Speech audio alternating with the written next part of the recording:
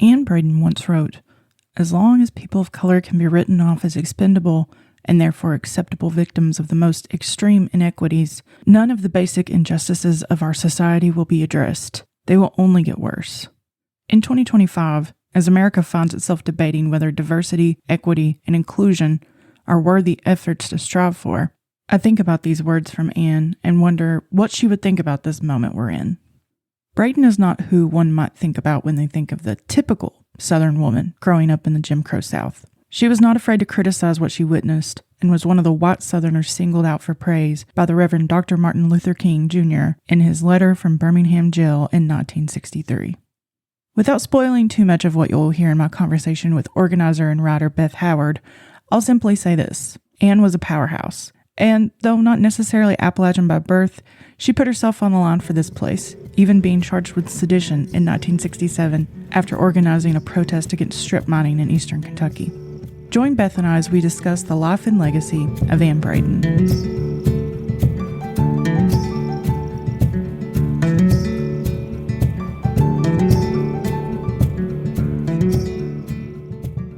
So, Beth, I'm really glad that you're here and that we get to talk about Anne Braden.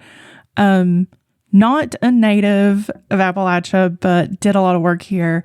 Do you just want to go ahead and, tell us a little bit about Anne? Yeah, I would love to. And, thank you so much for inviting me. I am so excited about Mountain Laurels and this project of giving voice to Appalachian women who have made us who we are and, who are really like fighting like hell for our region in this country. And so what an honor. And what an honor to get to talk about Anne Braden. You can't see me right now in my office, but if you could, see my walls, you would see photos and posters of her all over my wall.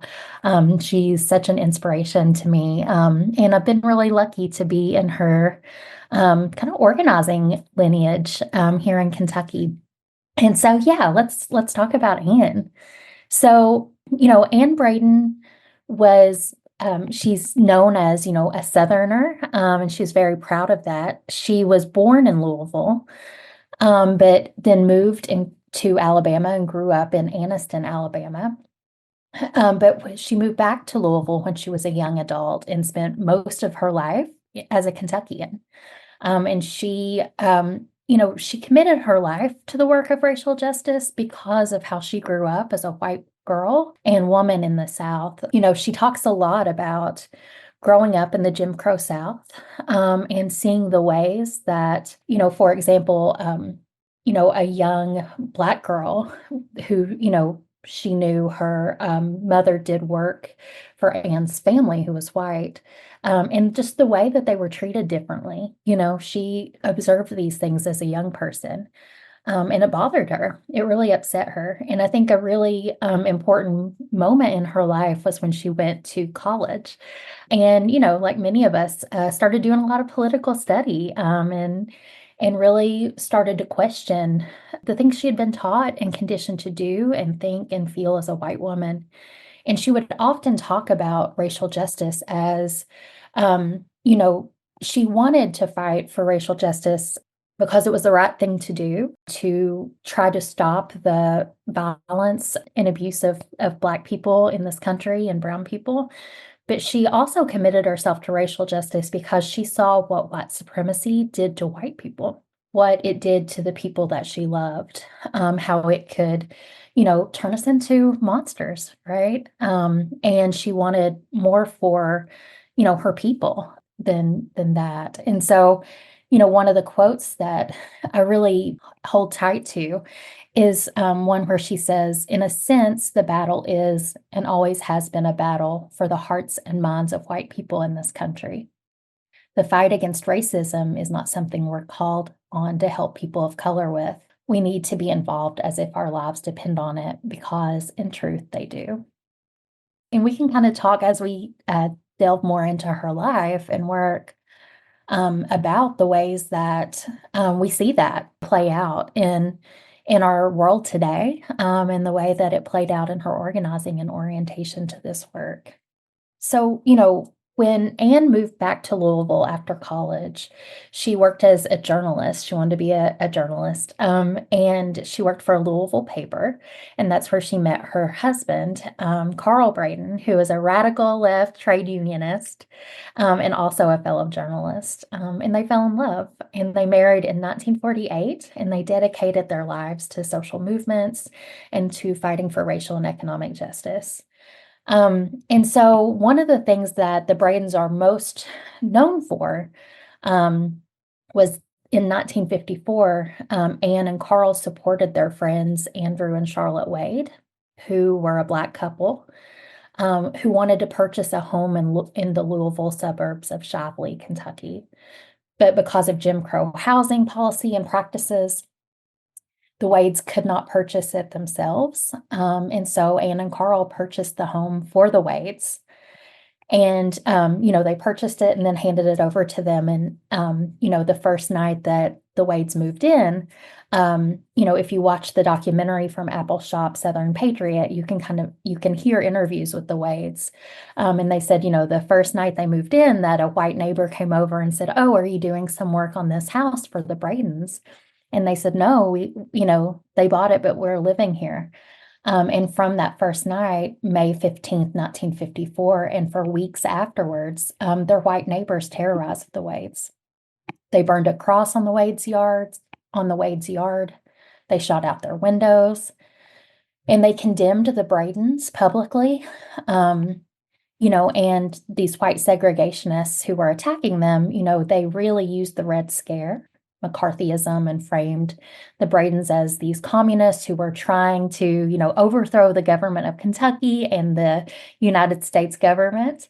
And that was a way, right, to shift the blame away from them and the violence that they were, inflicting upon the Wades and other people of color, and try to divert that away from them and towards the Bradens.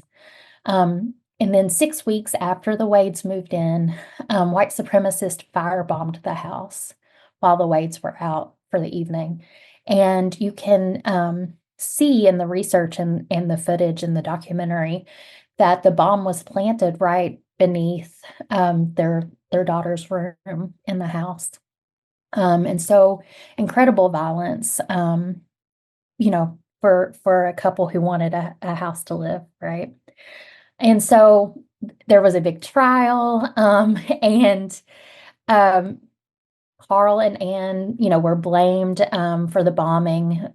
They said they were trying to incite violence as this communist plot to take over the country and the state.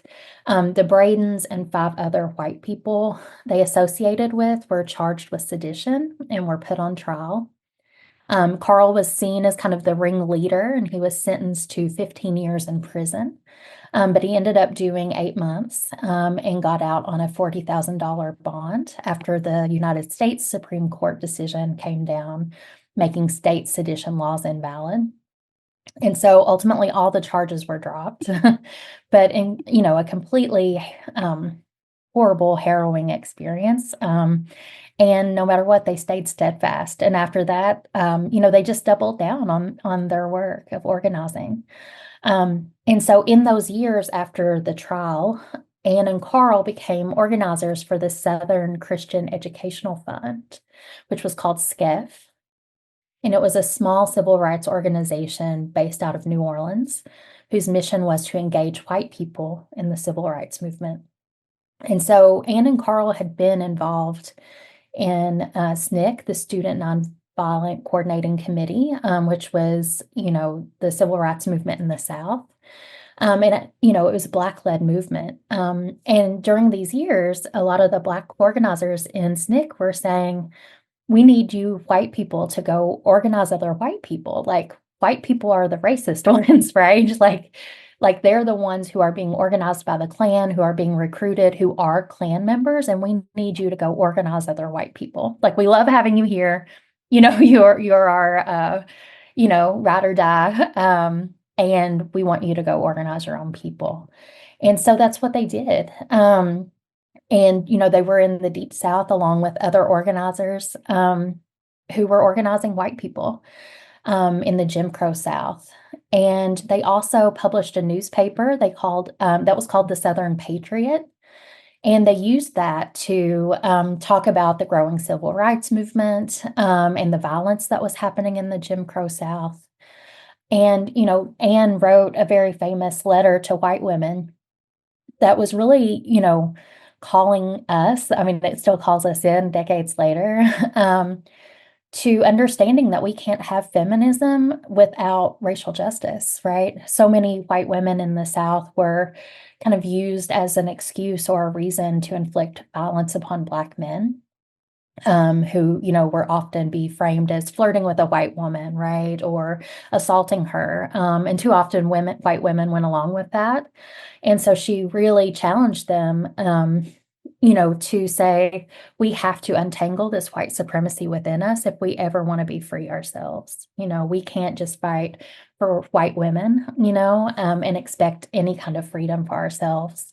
Not just in a place of morality and the right thing to do, which it absolutely was, but also in a very material way, to say that, when white people choose the side of whiteness instead of other working class people, none of us have nice things, right?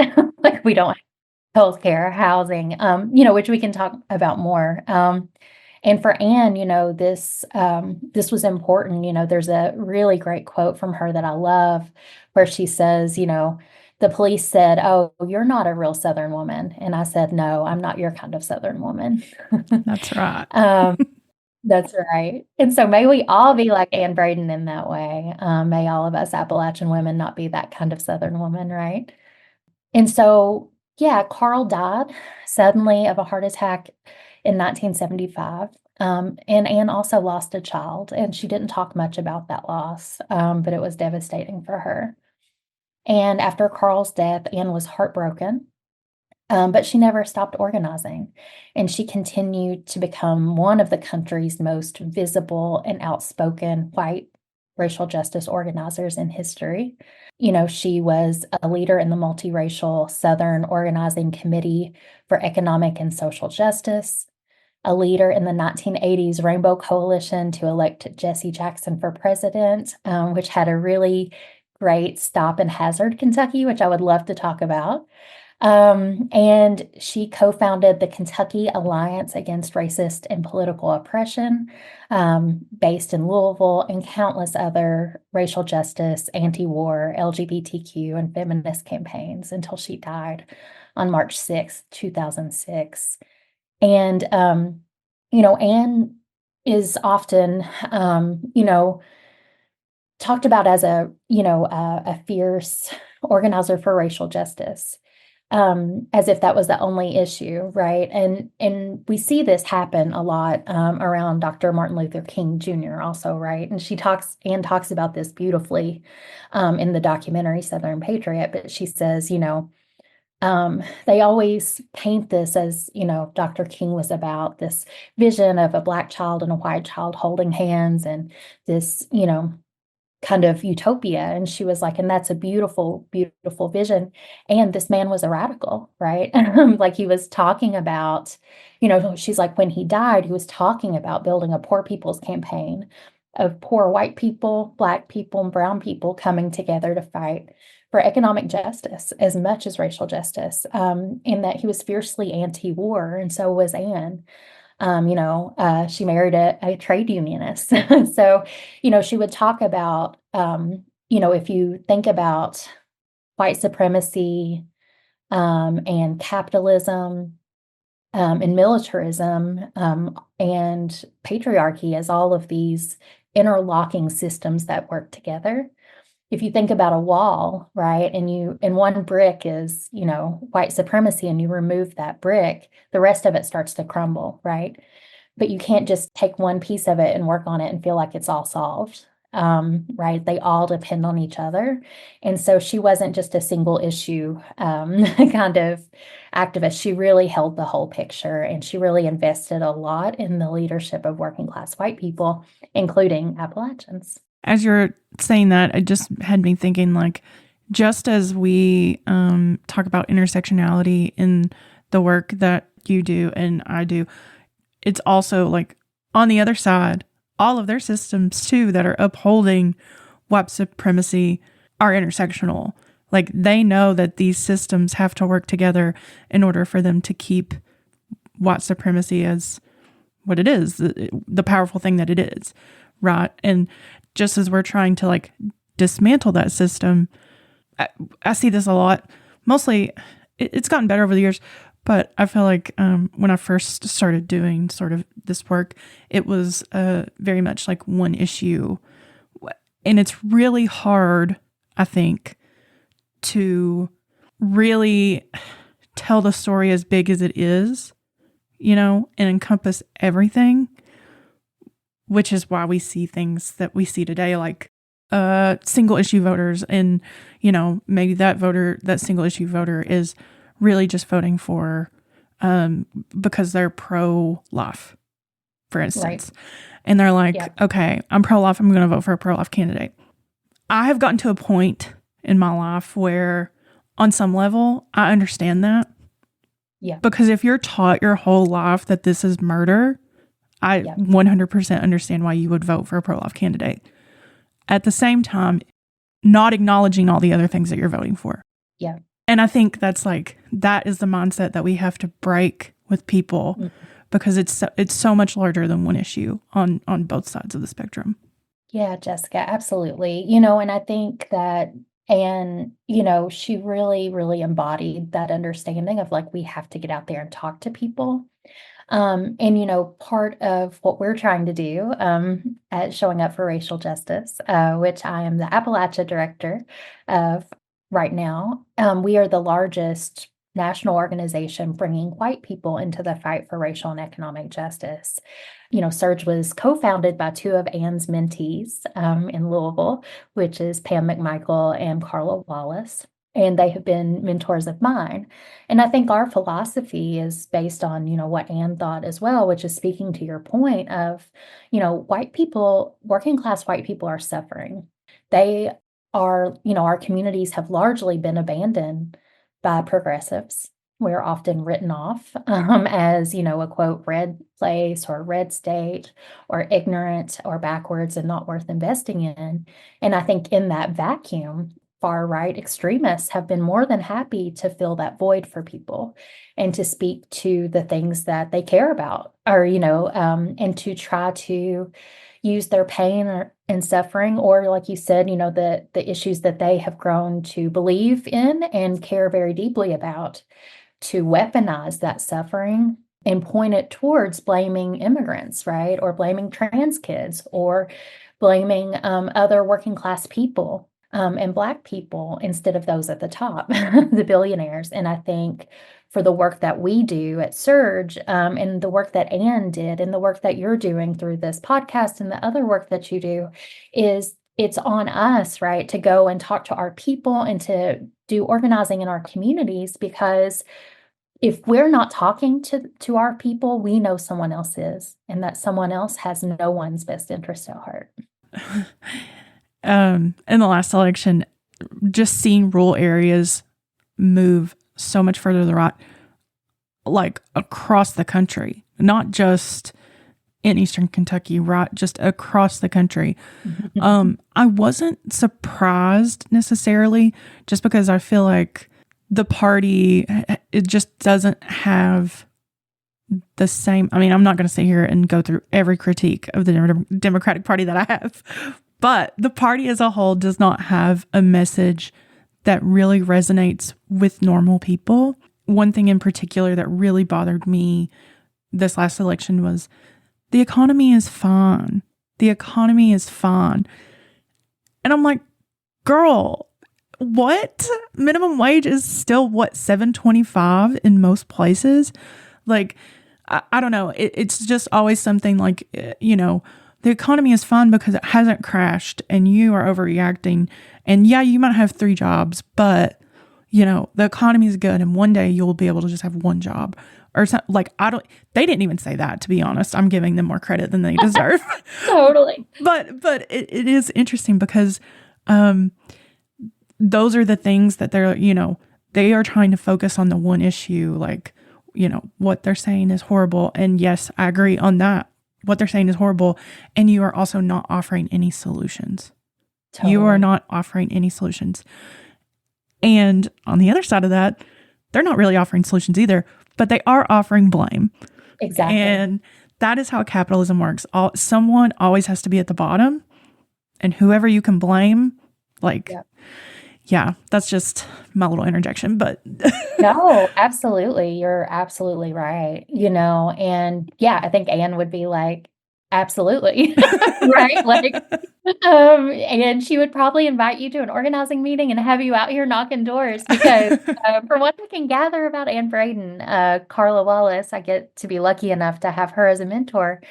She said, you didn't just get coffee with Anne Braden or hang out. Like, you were going to an organizing meeting, you were going to a rally. Like, she was always putting people to work and always, always staying at work in the fight. And so I think absolutely you're right. I think about too, like one of the stories I wanted to share that I think is really beautiful, to your point, is that, yeah, like working class people want their lives to improve.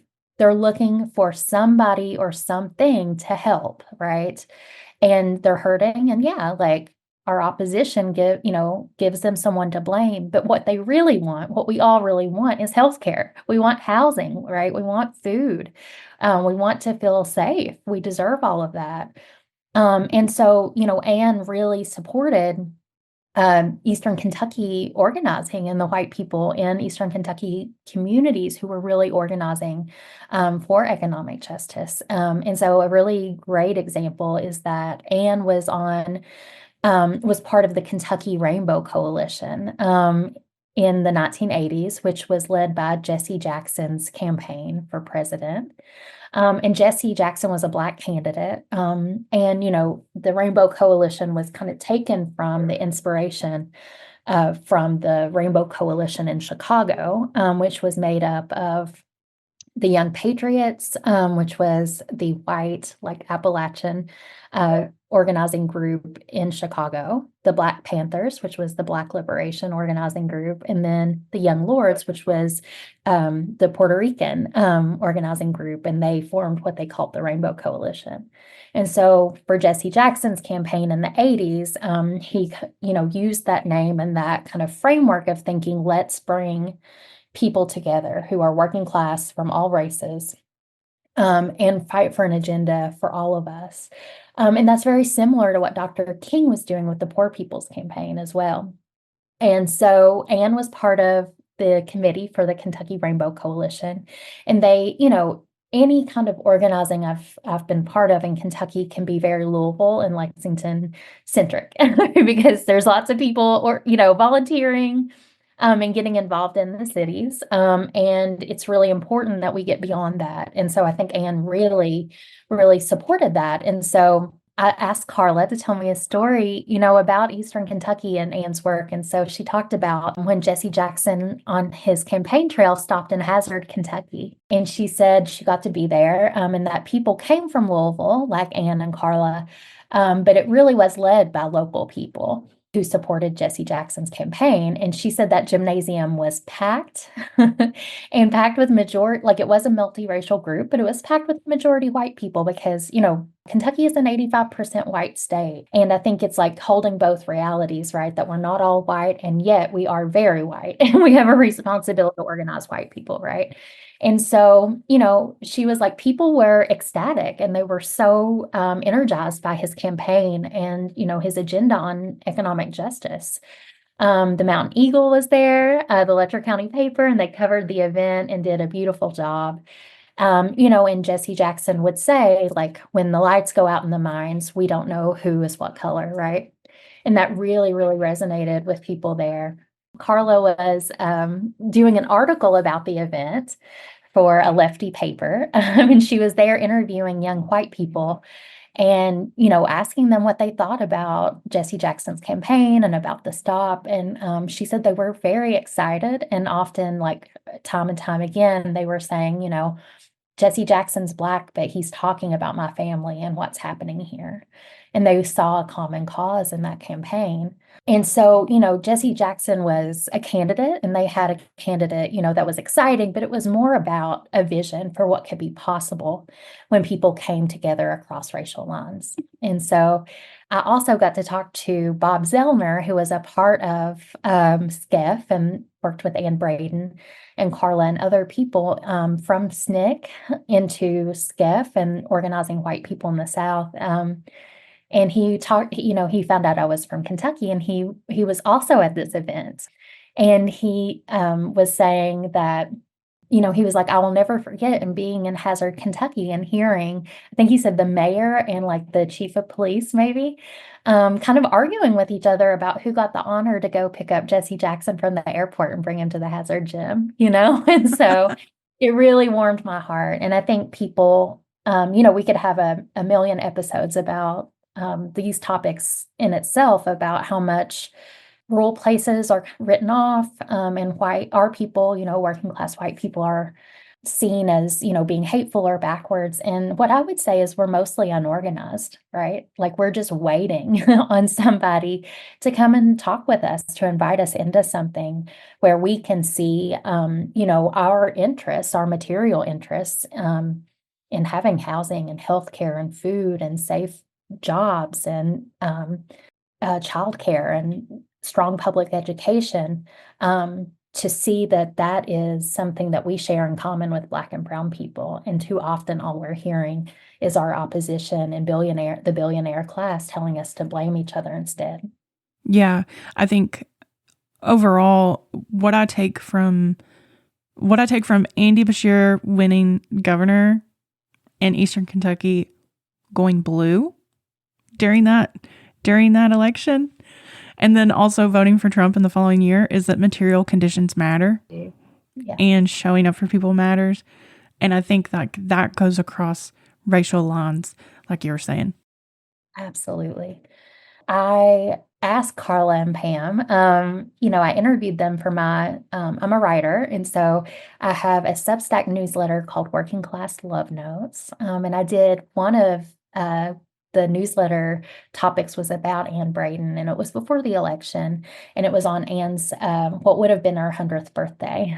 And I got to go to the Ann Braden Center and celebrate that. And I asked Pam and Carla, two women that Ann mentored, and I said, what do you think Ann might tell us today about the political situation that we're in here?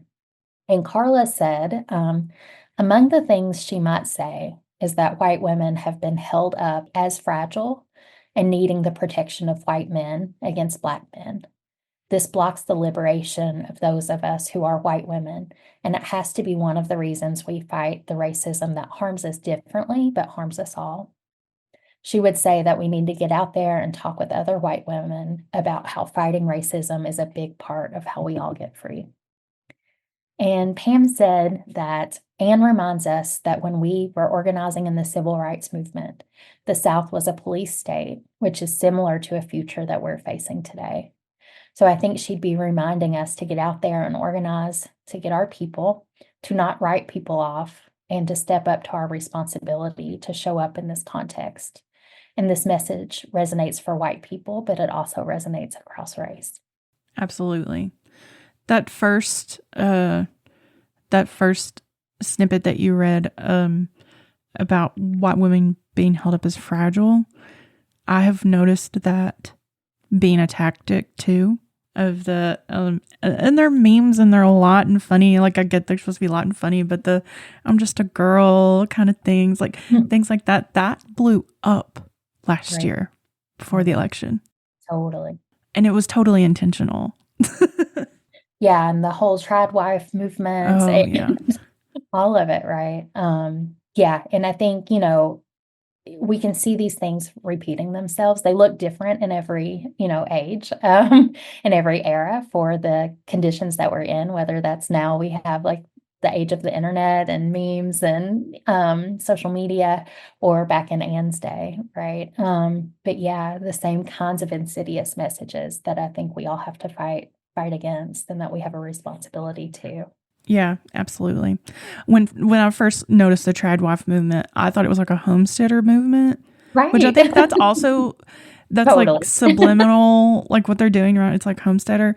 And I was like, oh, if we all want to become homesteaders, that sounds great. Yeah. Like, sure. Yeah. But then I was like, oh, this is something else. This Yeah. this woman has 14 kids and that seems intentional. You know what I mean? Yeah. Yeah. Absolutely. Absolutely. Yeah. And so, yeah, I think these are, similar battles that we're faced with today and the similar kinds of organizing that are, sometimes subtle, sometimes very overt messages that if we are white women, we need to side with whiteness, and that will give us some kind of safety or proximity to power or something, which is all lies. The thing that will give us the most safety, which we hear time and time again on this podcast, is joining together in a strong working class movement that is multiracial. And as long as white people continue to take the the divide and conquer tactic, which like a union boss will always use, right? Which is, to try to divide the white workers from the black and brown workers, right? As long as we always take that offer, which is, a false offer, none of us can have anything, right? We'll never get the kind of world we deserve. My most favorite quote of Anne's that I keep on my wall is, she talks about how we have to organize other people, right, into seeing this world that we're fighting for and that we can have if we join together across race and fight for the working class and fight for, true feminism. And she says, I believe this is the genius of humankind, the thing that makes us half divine, the fact that some human beings can envision a world that has never existed. I really love that. I've also been thinking about that a lot lately. I saw a quote recently and oh, I'm not going to say who it was because I know I'll get it wrong and someone will point it out. But it was something about like, you have to believe that there's hope. You have to be able to dream of a future or you are taking yourself out of that future. I have been filled with a lot of dread and, just taking it day by day. But I saw that and I was like, that's so true. Like there is a future and we also have a hand in shaping what that looks like, right? Just the political party that's in power doesn't control everything like they wish they did, but they don't. There are still people here, and I firmly believe that there are more of us than them. And when I say us, I mean people that maybe voted, for our current president. Like I have to believe that they did not vote for a lot of the things that we're seeing right now. Absolutely agree.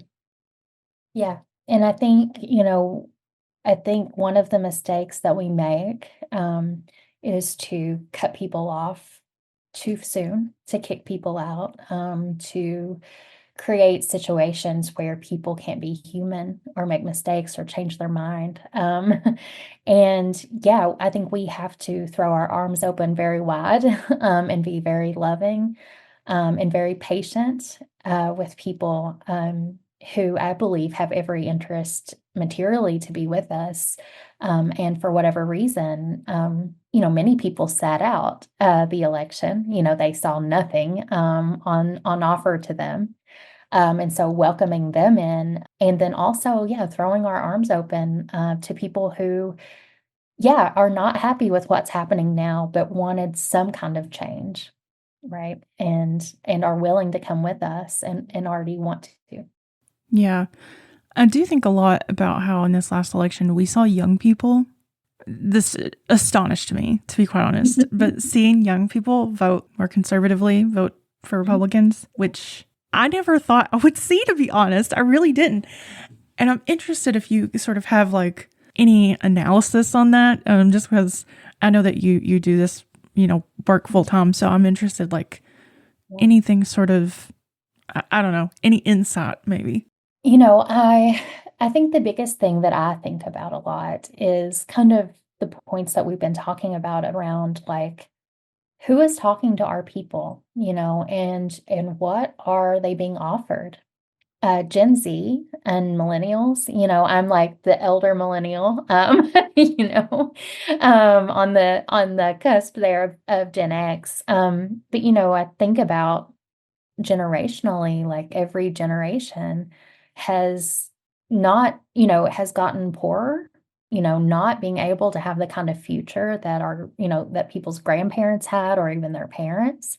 Looking at climate change right now, in the future, or, lack of a future that people have, like student loans, and like never really feeling like you can have a home of your own, or be able to make it without working multiple jobs, and I just think people are really suffering and they're scared. And again, when we're not there, right, to organize with people, to talk with them, to build relationships that are more centered around the values of like building a multiracial working class movement for this future that we need so desperately and dream of, then I think the far right is there, right? Here's the trad wife content. Here's the, tech bro, like super misogynist podcasters, right? Who are more than willing to scoop people up and put them off into some kind of path of of a really violent world that offers whiteness as the solution to people's problems. I think there's such an individualist culture in America, and it's based a lot on scarcity, right? Of like, I need to get mine. And like you said, someone has to be lower than me or, worse off than me. And somehow I'm fighting them for resources instead of the truth that if we come together, we are all safer that way, right? And we will all have a better chance of having our needs met. And I think that's a message about whiteness, is really very much based in I've got mine and screw everybody else. And, whatever I have to do to feel that sense of, which is a false sense of security and safety, then I'm willing to do that. Right. Yeah. One thing that I have sort of played back in my head just since Inauguration Day is specifically for maybe people from our area and just working class people, your whiteness will not save you, and it's not real. Absolutely. That's the biggest thing. It's not real. It's all made up. And going back to, we need to welcome people with open arms. That is something that I think that the other side does. They will push you out when they're done.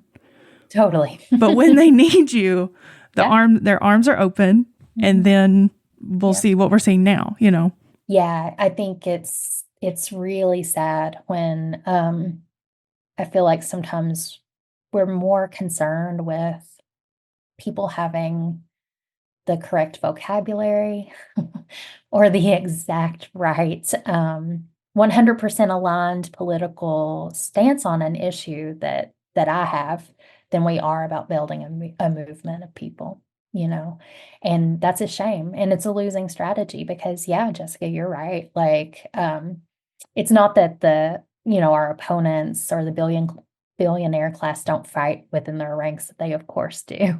And also, they're out there saying, I'm not going to cancel you. If you thinking about podcasters, Steve Bannon, I really recommend Naomi Klein's book, Doppelganger. And she kind of talks about these ways that the far right create belonging. And she talks about Steve Bannon and his podcasts and his wolf pack, and just his repeated messages of, I have your back. We'll never cancel you. We'll never turn on each other. We all belong here. Those are messages we should be saying and putting into practice. And I feel like we say those things, but then our practices kind of say something else often, Oh, yeah. Like, we'll take to Twitter and cancel you immediately. Exactly. Yeah. That's the reality. It is the reality. And I think that we have to reckon with that. Like, I think this is a time of great humility and self-reflection of what can we learn from this?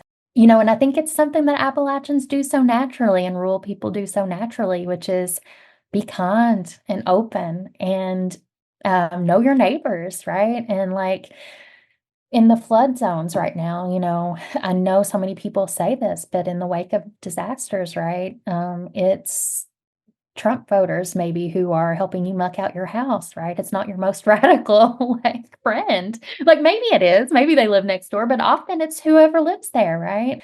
And then the community I grew up in, I always kind of talk about my dad who was kind of a radical for his time and place. He hated Ronald Reagan and, was anti-Vietnam War because he grew up in the Vietnam War era. And so he shared these politics that were very like working class oriented, he was very pro-union and those sorts of things. But like almost everyone else on our creek over time really did not share those values. They were really much more conservative than him. And anywhere I went, people would say like, "Oh, you're Scotty's girl," or "Here's Beth," and we all knew each other like family, of course. And people would say to me like, "I love your dad. I don't share his views on everything now, but I love your dad," and they helped each other survive and live. And I just think rural people are really built in a way that is how we live and how we are in community.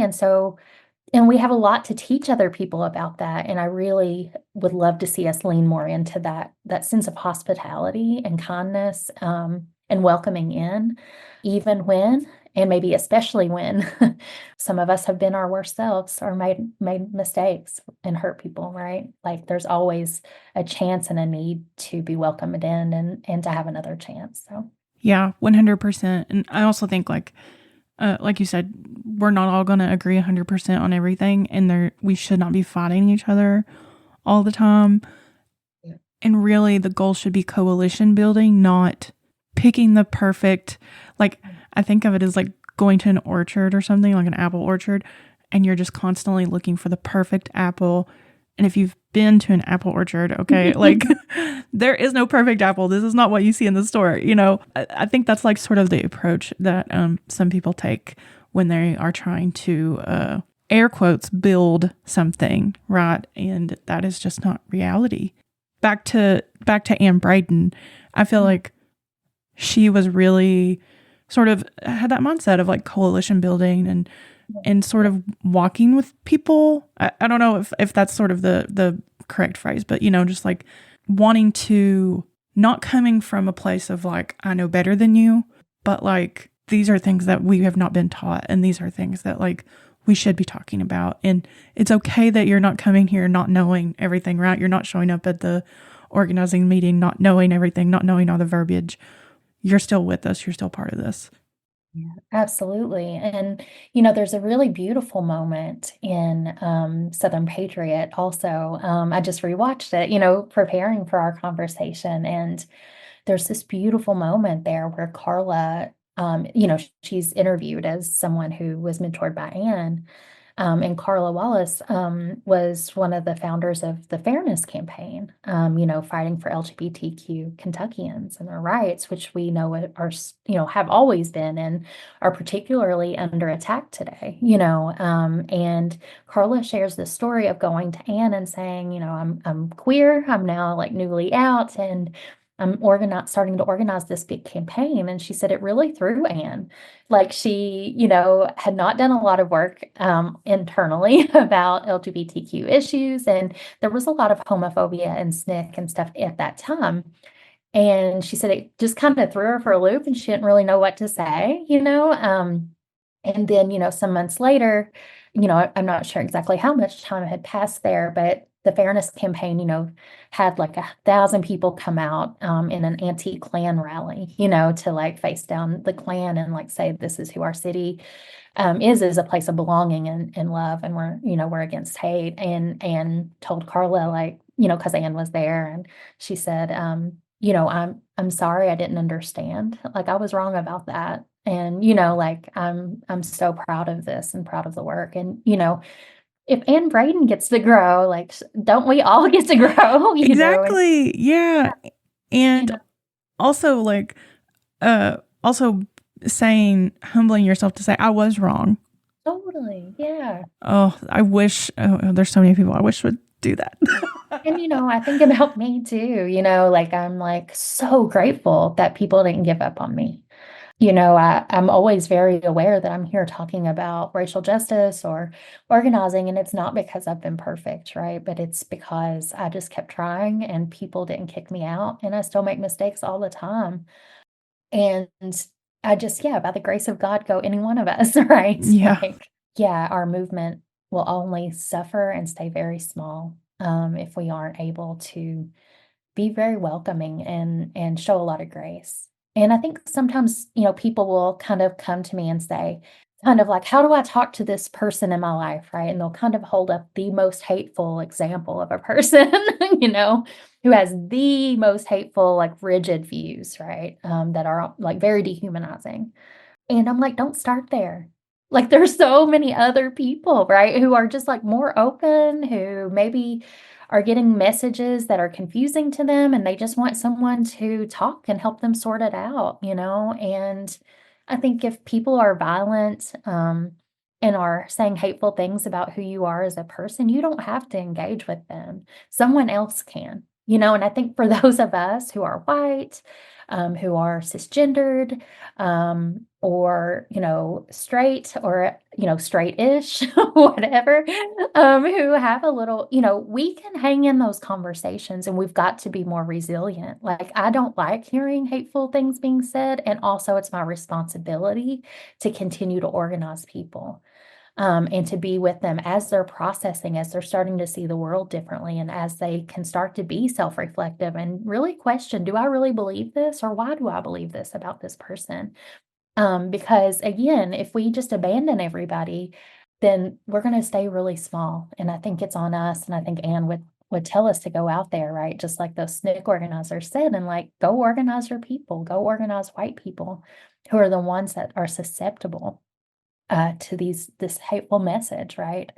And who are getting sucked into these movements that are based in white supremacy, that are aligning ourselves with the billionaire class, who do not have our best interests at heart, but they're white, and they're talking to us.